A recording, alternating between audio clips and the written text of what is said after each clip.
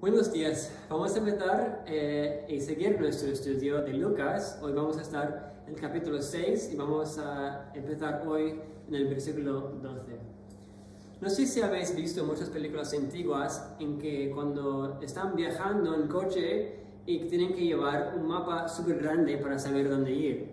Yo llevo más de 10 años conduciendo y siempre tengo que conducir con un GPS. Antes tenía como una máquina, hoy en día todo el mundo usa su móvil, una aplicación, lo que sea, pero yo sin ese GPS estoy totalmente perdido y no sé si voy por buen camino o que si intento viajar y me dice tienes que tomar esto, es esto, no sé, no voy a saber qué hacer.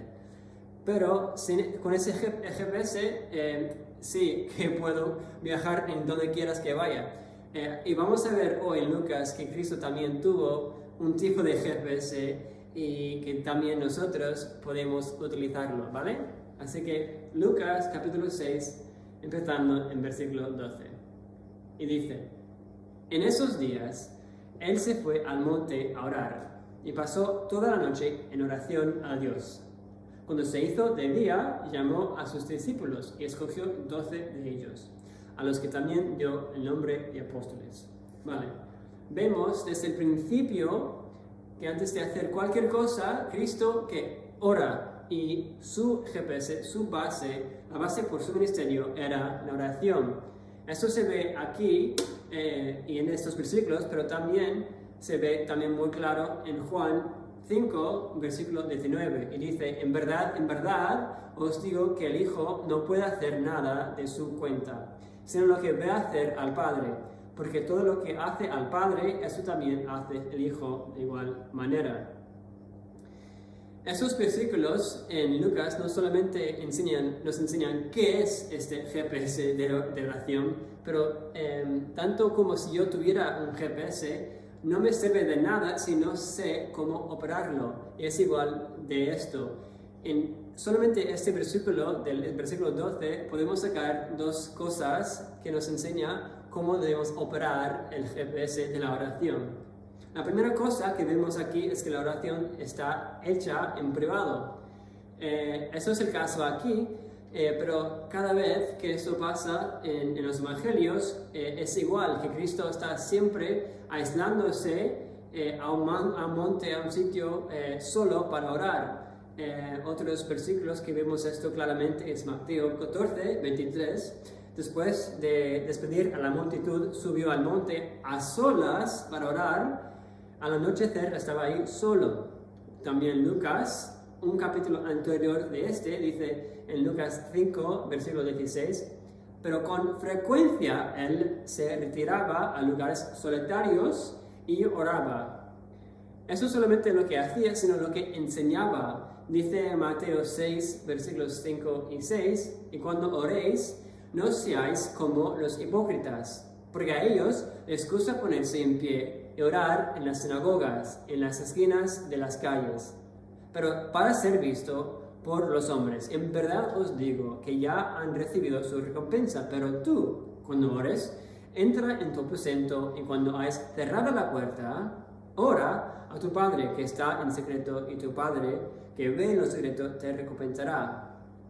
Vale, el punto aquí es esto, que nos alejémonos de todo que nos puede distraer y lo hacemos de una manera humilde y en secreto. Eso no es decir que no oramos en público juntos como los domingos o los miércoles, pero la mayoría de nuestra vida de oración debe ser de este modo que nos ha enseñado Cristo, porque también las Escrituras nos enseñan que debemos orar juntos, de hecho en un orden específico. Así que eso es lo primero que nos enseña este versículo de cómo operar el GPS de la oración. La segunda cosa es la oración se hace diligentemente. Vemos que Cristo, en el versículo 12, pasó toda la noche en oración.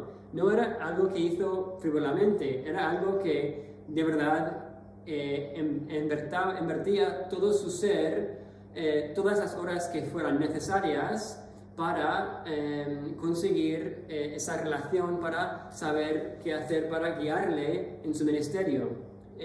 Y si el Señor dependía tanto de la oración, siendo el perfecto Hijo de Dios, ¿cuánto más debemos nosotros depender de ella?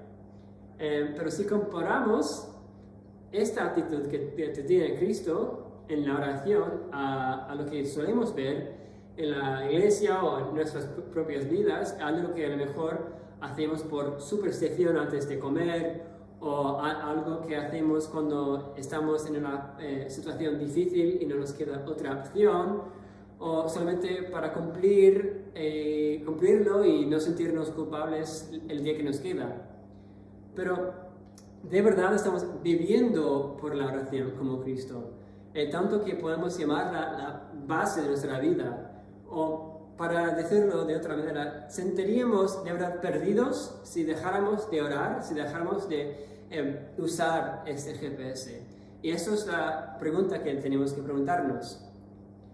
M. Bounds dijo lo siguiente, era un predicador, dijo: el que no hace de la oración un factor poderoso en su vida y ministerio es un punto débil en la obra de Dios y es incompetente para promover la causa del Evangelio.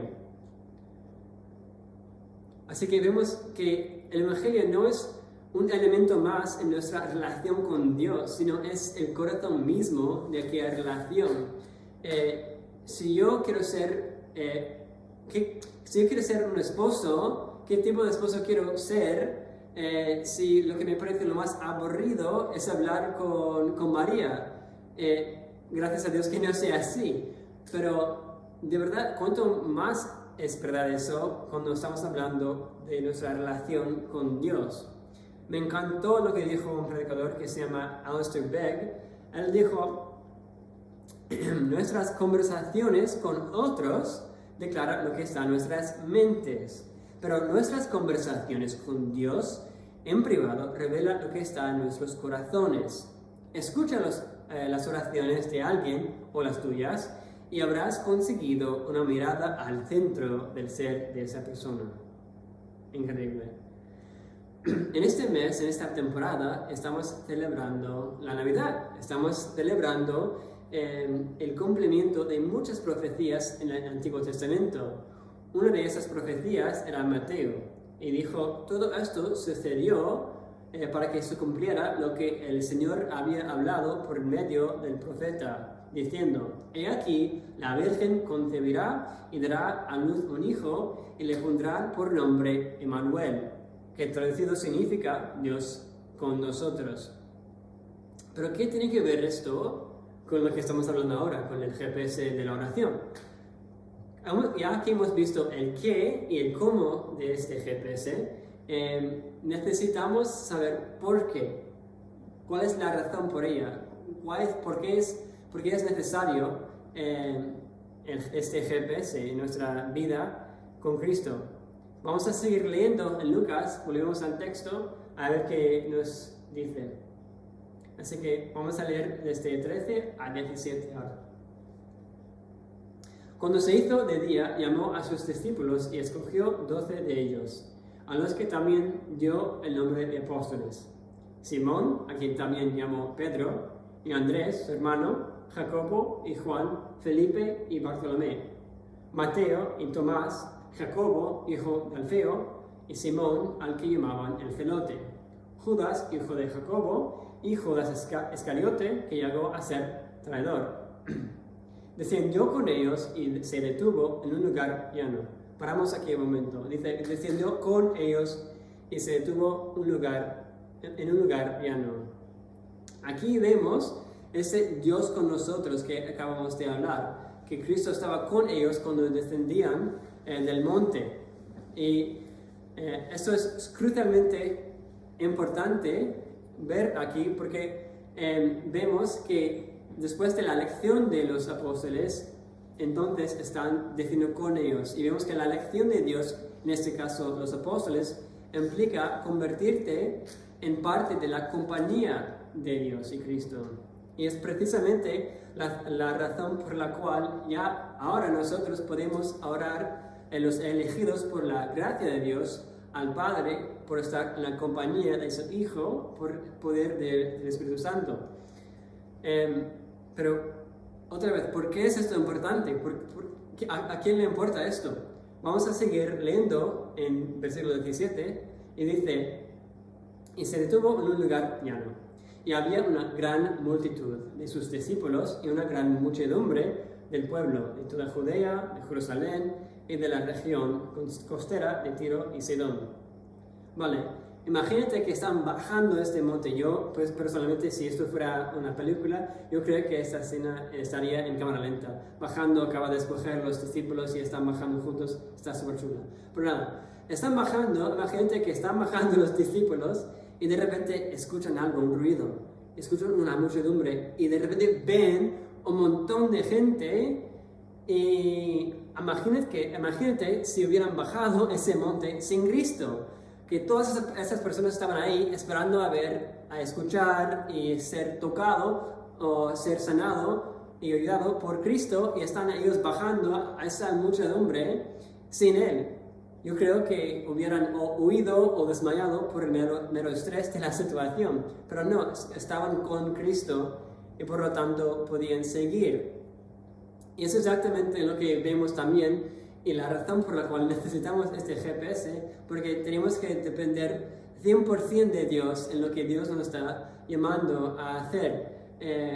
Porque la obra que Dios nos está dando, tanto en Belía, en España, en el mundo entero, es su obra, y sería imposible sin Él, y es precisamente por eso que estamos con Él y podemos seguir, y no tenemos que bajar ese monte sin Él, ¿vale? Así que Cristo supo que no podía ayudar en nada a menos que estuviera en mucha oración con Dios. Pero, de nuevo, ¿por qué pensaríamos que sería diferente con nosotros? Y antes de seguir al siguiente punto, es curioso notar también de que los discípulos no iban a bajar al monte para montar su propio ministerio. Tanto como estaban ahí con Cristo para estar con Cristo y hacer su obra, para ayudarle con su obra redentora. Y es igual que nosotros, a veces pensamos en la oración de que estamos invitando a Dios a respaldar nuestras propias iniciativas y deseos. Pero no es muy genio, no es para esto. John Piper también dijo, por ejemplo, la oración principalmente es como una radio portátil en el campo de batalla para cumplir la misión de la Iglesia mientras avanza contra los poderes de la oscuridad y la incredulidad. Y sigue: no es de sorprenderse que la oración falle cuando tratamos de convertirla en una llamada casera hacia el cielo para aumentar nuestra zona de confort. Así que no es para eso, es para algo. Estamos en una batalla, estamos en una obra que Dios nos ha llamado a hacer. Eso no es decir, por cierto, que Dios no nos da llamados específicos y deseos y cumple esos deseos en nuestros corazones, pero la obra sigue siendo suya, no nuestra, ¿vale? Así que ya hemos visto un poco del qué, de este GPS, si queremos llamarlo así, el qué, el cómo, el por qué, pero como cada GPS, si voy a ir a un sitio, necesito una dirección, necesito un para qué. Eso es lo siguiente que vamos a estar mirando en estos pasajes, ¿vale? Vamos a seguir leyendo en versículos 18 a 19, ¿vale? Y dice, vamos a empezar en 17. Y descendió con ellos y se detuvo en un lugar llano, y había una gran multitud de sus discípulos, y una gran muchedumbre del pueblo, de toda Judea, de Jerusalén y de la región costera de Tiro y Sidón, que habían ido para oírle, para ser sanados de sus enfermedades, y los que eran atormentados por espíritus inmundos eran curados. Y toda la multitud procuraba tocarle, porque de él salía un poder que a todos sanaba. Vale, eso es muy curioso porque vemos tres grupos de personas en estos versículos. Tenemos uno, los 12 discípulos, Y luego menciona otros discípulos. Dice que había una gran multitud de sus discípulos. Y luego un tercer grupo y una grande muchedumbre del pueblo de toda Judea, de Jerusalén y de la región costera de Tiro y Sidón. Vale, vamos a ir parte por parte. Vale, tenemos, por ejemplo, primero los 12. Cristo tuvo 12 discípulos a que con más prioridad discipulaba y ayudaba a ellos. Era su maestro. Y la oración es lo que primeramente le empoderó para ser su maestro. Eso también debemos imitar. Aunque queremos impactar muchas personas, no podemos discipular cientos de personas a la vez. Tenemos que escoger unas cuantas para discipular, para ayudar. Lo que Cristo nos modela aquí es un tipo de discipulado como una profunda y íntima amistad. Yo, por ejemplo, he tenido muchos amigos que fue este tipo de discipulado muy personal, cara a cara, y como una amistad muy profunda, y me ha cambiado muchísimo solamente por eso. Así que, y como he dicho antes, eso es lo que debemos imitar, que nuestra oración, nuestro GPS, nos empodera para discipular a esas personas, pero también son las personas con quien más estamos o por quienes más estamos orando también. Y antes de salir de este grupo, quiero decir también que si somos esposos, en este grupo, en esta categoría, también encontraríamos nuestra familia, nuestra esposa, para ser el esposo que Dios nos ha llamado a ser en el hogar. Vale, el segundo grupo que encontramos en el versículo 17 son la gran multitud de sus discípulos. Vale, estas personas no son uno de los 12, pero son seguidores de Cristo, son creyentes en ese sentido. Hay muchas personas en nuestras iglesias, en nuestra comunidad, que en la medida que podamos debemos ayudarles, pero no podemos discipularles con tanta cercanía, pero podemos ayudarles, como he dicho, en la medida que podamos. Hemos dicho como la iglesia, pero me viene a la mente también que, por ejemplo, últimamente en Belía hemos podido tener tipos de conferencias, y a través de estas conferencias, aunque no estamos discipulando a todas estas personas, estamos ayudando y bendeciendo muchísimas personas en muchas partes del mundo, y es de mucha bendición a muchas personas sin que estamos en un discipulado muy íntimo con esas personas. Vale, el tercer grupo. En este tercer grupo es curioso porque no son discípulos, no son seguidores de Cristo, pero están ahí. Están ahí porque han escuchado de la fama de esta persona, Jesucristo, y quieren escucharle, quieren ser ayudados por él de alguna forma. Y tanto que decían que un poder salía de él. Esto también debemos evitar, por ejemplo en Belía, que estamos formando una asociación.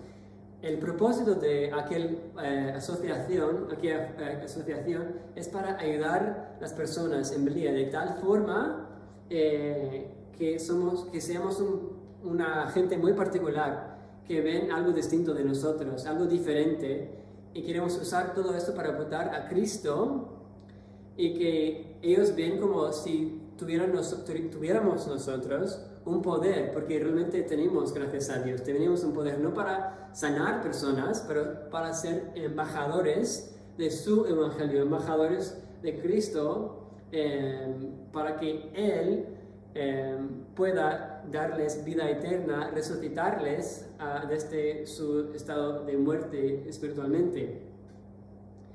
Ese es el propósito de ese grupo. Permítame terminar leyendo una famosa oración de Lutero. Y dice: Omnipotente y eterno Dios, qué terrible es este mundo. ¿Cómo quiere abrir sus quijadas para devorarme? Y qué débil es la confianza que pongo en ti. Dios mío, protégeme en contra de la sabiduría mundana. Lleva a cabo la obra, puesto que no es mía, sino tuya.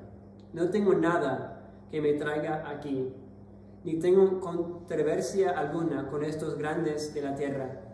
Desearía pasar los días que me quedan de vida, tranquilo, feliz y lleno de calma. Empero la causa es tuya, es justa, es eterna. Dios mío, empárame, tú eres fiel y no cambias nunca. No pongo mi confianza en ningún hombre. Dios mío, ¿no me oyes? ¿Estás muerto? No, no estás muerto, mas te escondes. Dios mío, ¿dónde estás? Ven, ven. Yo sé que me has escogido para esta obra. Levántate, pues, y ayúdame, por amor de tu amado Hijo Jesucristo, que es mi defensor, mi escudo, mi fortaleza. Ponte de mi lado, estoy listo, dispuesto a ofrecer mi vida, tan obediente como un cordero, en testimonio de la verdad, aun cuando el mundo estuviera lleno de diablos, aunque mi cuerpo fuera descoyuntado en el potro, despedazado y reducido a cenizas, mi alma es tuya. Tu sagrada escritura me lo dice. Amén, Dios mío, ampárame. Amén. Muy bien. Esta oración, un poco larga, fue de Martín Lutero justo antes de que tuvo que enfrentarse con el emperador Carlos V por segunda vez. Era un momento en que él tenía que escoger entre retractarse de su mensaje del Evangelio o aceptar una sentencia de muerte. Por una valentía supernatural, él no se retractó su mensaje y tampoco las autoridades le mató, sino que sus amigos le habían escondido en una torre donde podía seguir traduciendo la Biblia y siendo una herramienta en las manos de Dios para causar una explosión del Evangelio en todo el mundo. Y también es famoso por decir que tengo tantas cosas que hacer hoy que debo pasar las primeras 3 horas en oración, que es bastante distinto a lo que uno diría hoy en día. Pero no estoy diciendo que debemos pasar 3 horas cada día en la oración, pero de verdad, ¿cómo es nuestra actitud respecto a ella? ¿Estamos viviendo como Cristo de la oración, diciendo que no puedo hacer nada si no estoy dependiendo del Padre a través de la oración en Cristo? Sentiríamos de verdad perdidos si dejáramos de orar, y estamos reconociendo de que sin Cristo, sin Dios en Cristo, no podemos hacer nada. No queremos bajar este monte sin Él. Tenemos una obra que es imposible para nosotros mismos. Y tenemos Cristo para ayudarnos en esto. Y tenemos la oración, el regalo que es tan importante y tan crucial, el GPS de la oración. Y debemos usarlo. Y también otro reformador dijo, Juan Calvino dijo, se aprende a orar orando. Es decir, si este punto en tu vida es muy débil, tu vida de oración, te animo que debes utilizar esta herramienta, esta arma en la batalla en el ministerio de Dios, para comunicarse con Dios, para conocerle, para vivir desde ese gozo que es conocerle a través de Cristo, y volver a la batalla sabiendo que Dios está con nosotros. Vamos a orar. Gracias Dios por este mensaje que tú nos has dado. Pedimos que lo uses donde sea escuchado. Dios, gracias porque tú nos has dado la oración, que hasta ahora mismo que estamos grabando aquí, pero tú puedes usar las formas que quieras, en las medidas que quieras. Y Señor, gracias que podemos depender tanto de ti, que podemos tener este GPS, que podemos seguir el ejemplo que nos dio Cristo, porque Cristo vino para hacernos hijos tuyos, hijas tuyas. Gracias, Señor, por este mensaje, y Señor, ayúdanos a ser fieles en lo poco, Señor, en las personas que tú nos has llamado a discipular, y que seamos fieles a toda la obra que tú nos llamas a hacer, Señor, por tu gloria, no por la nuestra. no ampliando nuestra zona de confort, sino preparándonos para la batalla que nos espera, pero primeramente para, Señor, ser lleno de tu gozo, del gozo que es conocerle. Gracias, Dios, es el nombre de tu único Hijo que lo oramos. Es en tu nombre. Amén.